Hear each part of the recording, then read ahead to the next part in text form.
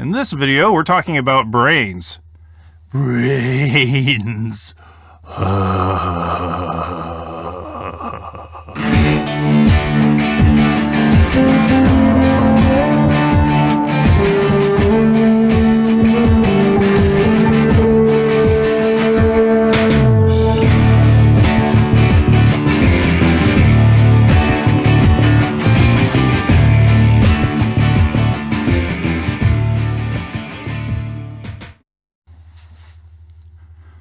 Kenneally's piece Mind Machines is kind of interesting one because it starts to think about things that you're probably not used to normally thinking about. What happens when you start mucking with someone's brain? I don't know if they cover that in high school nowadays. But I want to take a different look at it and start to think about how perspective changes. When I think of the Christine Kenneally piece we just read, the first place I want to go is a nice long discussion of cyborgs. But I realize that that's not really all that relevant for a lot of you, so I wanted to find a way where we could talk about the big issues going on in the Kenneally piece in a way which might have some impact on the kind of things you can write. So if you're not interested in the explicit subject of analysis, making people cyborgs, how putting implants in people affects their lives and their sense of identity, you can always use the article as a jumping off point, which is one of my preferred ways to work with things. When you use the article as a jumping off point, you can often use it to gain a really good amount of perspective on whatever else you're thinking. Shifts in perspectives can allow you to see stuff completely differently. And even if you don't use direct quotes and such, it's a good exercise to see what can I pull out of this? How can I change my thinking in a way which can influence the work I do? Now, there are lots of people who have talked and thought about perspective and the things that guide our perspective and shape our perspective.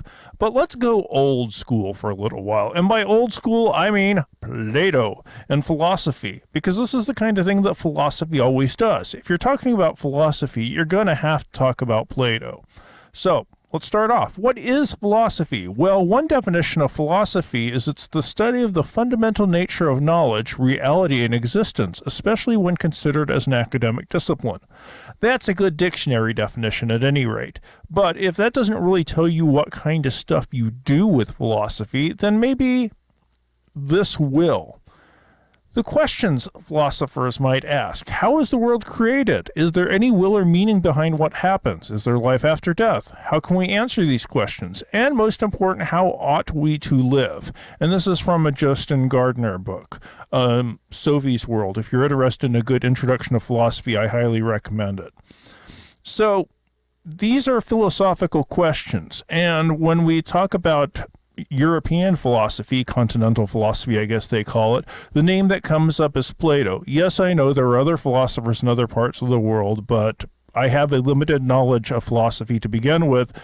And yeah, what little I do know is Eurocentric, so let's deal with it. Plus, it is kind of valuable for our conversation. Now, the Plato bit that people think of when they think of Plato is his famous allegory of the cave. We're not reading it this semester. I kind of wish we were, because it is phenomenal and it was in the old editions of the textbook. But I can give you a brief summary, or more importantly, the wonderful people at TED Ed can give you a brief summary.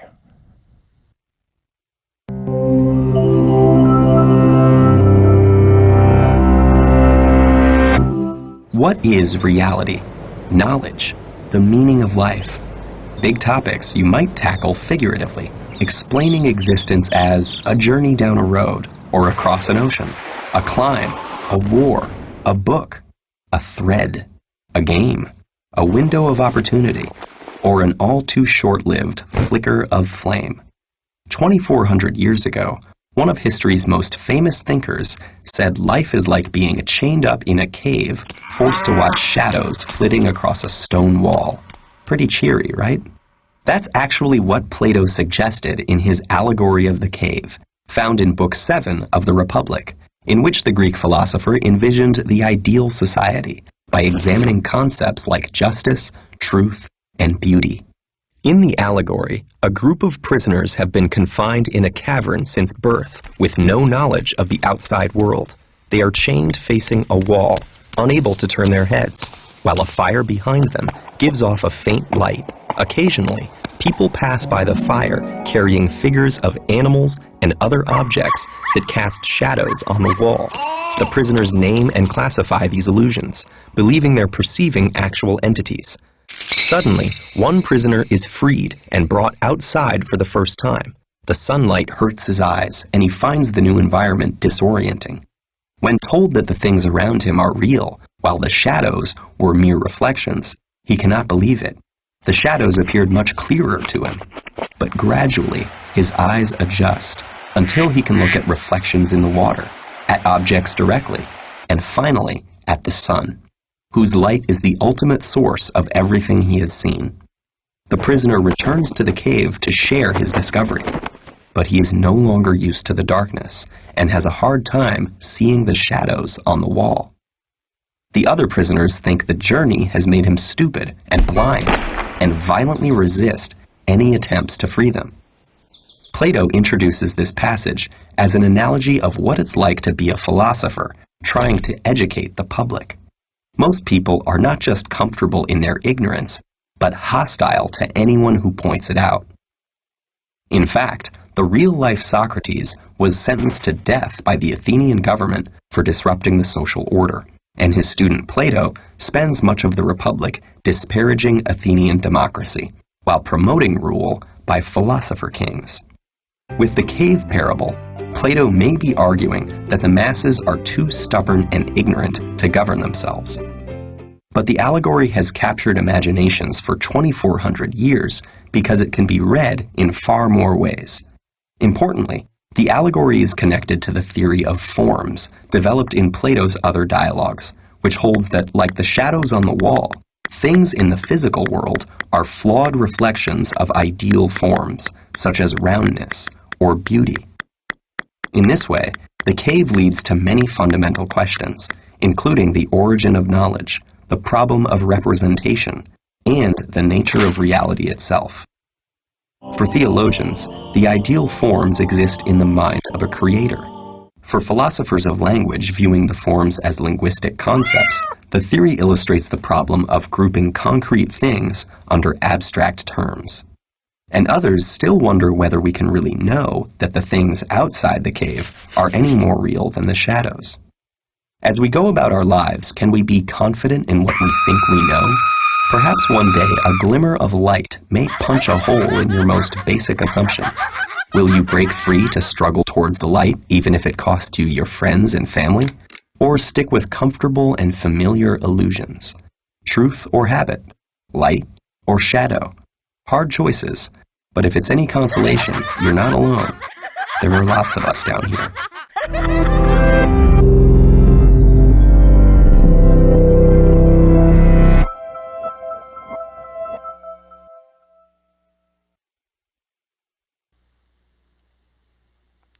Now, there's lots of things we could talk about with the parable of the cave, but the approach I want to take today is how our perceptions get manipulated by the things around us. At the initial stage is all we have to look at our shadows, but those shadows themselves are manipulations. Those are things that people drag by.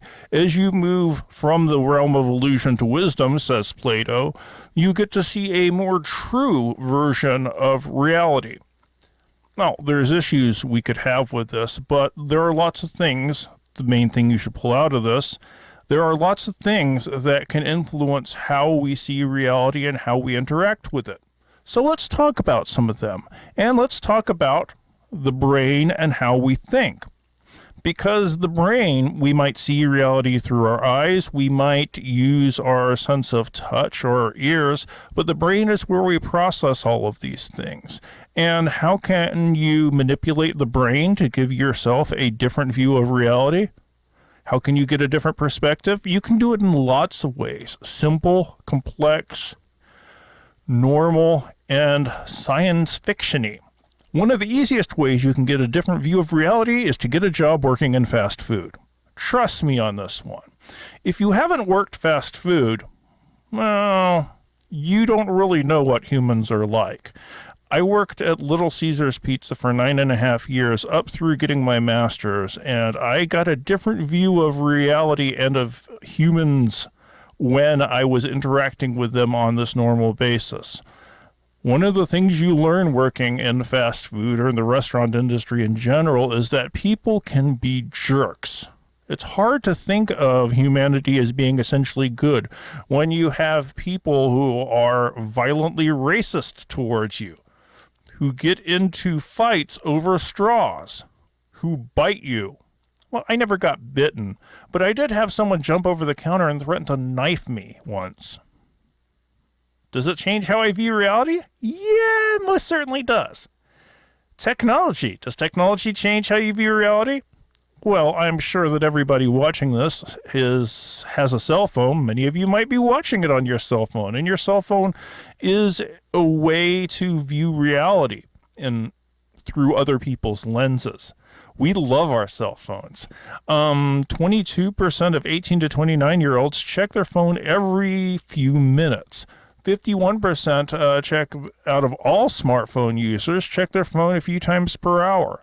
The average user spends an hour or 16 minutes a day on the top 5 social apps. And if we went for the time they were on a phone in general, it would probably be even higher. Does this change your thinking? I don't know how it can't. And this is one way we can start to pull it back to Kenneally. Kenneally was writing about bigger picture things and more science fiction-y ways how our reality gets messed with. And she was specifically talking about people who have had some level of brain surgery. Now, getting a brain implant sounds like it's a very science fiction-y kind of thing, but it's really a lot more common than you'd expect. If you go to the simpler cochlear implant, which really isn't simple at all, it can allow deaf people to hear by directly connecting into your brain. This isn't something that's just in the science fiction stories. This is something that's been happening for a long time. And brain implants, whether they're to treat schizophrenia, as Kenneally talks about, or they're to do other things, such as allow people who are paralyzed to speak via computer, allowing people to move artificial limbs using only their mind. This happens, by the way. This is not science fiction. They're going to only become more and more prevalent in our lives.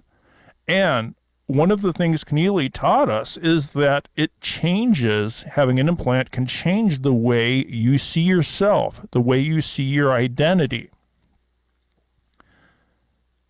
That should blow your mind a little bit. You can do minor things to change the way you see the world, but there are also major things you can do or have done to you that will change how you see reality. Which reality is the real one? The one that you see when you have an implant, or the one you see with your eyes? Is life on your phones more real than the life you see? It might give you a wider view of humanity because you can experience a wider variety of subjects by looking at your phone, but you're going to lose something by not just looking and physically interacting with stuff. There are lots of ways that this can happen. And we're just right now talking about what you think is normal brains, the things that will affect everyone. Well, here's a little bit of secret. Everybody's brain is not the same. And I'm not talking about the really ridiculous men are different than women in X ways or Y ways. I seriously doubt that there is a gossip lobe in the female brain. This stuff doesn't happen. There are ways, though, where people's brains will act and react and process information completely differently. And yeah, I'm talking about the neurodiversity. Normal people, which the term is neurotypical people, tend to interact with the world in certain ways. Communication skills, social skills, the ability to navigate socially complex situations, the ability to participate in loud, crowded, and visually overwhelming settings with ease, making friends, establishing romantic relationships with ease, are all things that are seen as normal and that normal-brained people, neurotypical people, can do without too much ado. Moreover, the world is set up for people who can do these things. What, though, if your brain doesn't do these things? What if your brain does not interact in the same way? Because all brains are different. And there are also large categories of differences in brains. Neurodivergence, people who go against the normal construction, people whose brains work differently than the neurotypical, there's a lot of them. People who experience trauma can change the way your brain works. People with ADD or dyslexia, their brains do not work the way a neurotypical person does. And we could go into a lot of these, but I'm going to just try to give us a little bit of focus and talk just a little bit about people with autism. Autism is an increasingly more common diagnosis for people. It's a bioneurological development disability that generally appears before the age of 3. The term disability is interesting. We'll come back to that. Autism impacts the normal development of the brain in the areas of social interaction, communication skills, and cognitive function. More people are getting diagnosed as autistic, and that number is increasing for a lot of reasons. Our understanding of the disease is better. Our diagnostic tools are a lot better. For some reason, males are 4 times more likely to have autism than girls, or at least they're 4 times more likely to be diagnosed, which is another little bit of an issue. People who have autism, there are a lot of signs of autism: narrow interest, repetitive, limited behavior patterns, abnormal behavior in social situations, lack of empathy or insensitivity, sensory sensitivities, repetitive abnormal movements. Here's the thing: when you hear anyone talk about autism, it's very hard for people not to talk about the symptoms as being wrong in and among themselves. They're worse than the neurotypical because they're different. And this is something that the neurodivergent community is still working with: is, do we have to talk about autism only from what it lacks when we compare it to the neurotypical? Autism presents in a wide range of ways. And there are people who have severe needs for support, but there are many people who don't have that big of needs for support. Many people are autistic who exist amongst us. There are people who claim that there are certain industries, like the computer industry, that has an extremely high rate of people with autism working in it. So we're used to talking about autism as something where someone's brain is broken. More often, that's not the way we're thinking about autism and autism spectrum disorder. Thinking about it as a different way someone's brain works is becoming more and more vital. There are lots of things that are characteristics of people with autism that are strengths: attention to detail, deep focus, observational skills, creativity. People with autism tend to be a lot more methodological in their approach. They tend to be more accepting of difference, particularly in the ways people think, and they tend to have a wider array of observational skills. Are there some areas of autism which may work against people? Yeah, but there's areas of neurotypical people who might work against each other. Thinking of different ways of thought, neurodiversity as the term goes, is going to change how we see perception. Perception normally is seen through the lens of the neurotypical, But we know that there are any number of things that can change how people perceive the world, from getting a job at fast food to spending way too much time on your phone, to the more extreme, getting your brain implanted with something. But not everybody starts from the same baseline. And when you're looking at perspective, that's something you really need to pay attention to. So that's Kenneally. One of the major things I want to get across to you this semester is that perspective can be tremendously important. And not only can it be very important, it can be wildly different than you think it's going to be.